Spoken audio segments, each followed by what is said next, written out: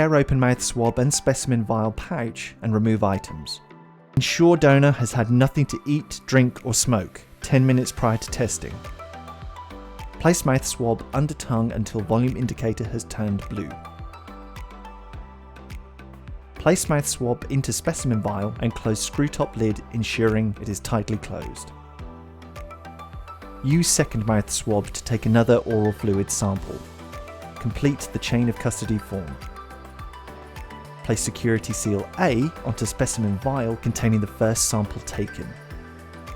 Place security seal B onto specimen vial containing the second sample taken. Insert the specimen vials into the transport case as shown. Place the white copy of chain of custody form into the back pocket of the specimen bag, and transport case into the front pocket of specimen bag and seal. Place the specimen bag into the prepaid postal bag and seal. Samples are ready to be posted.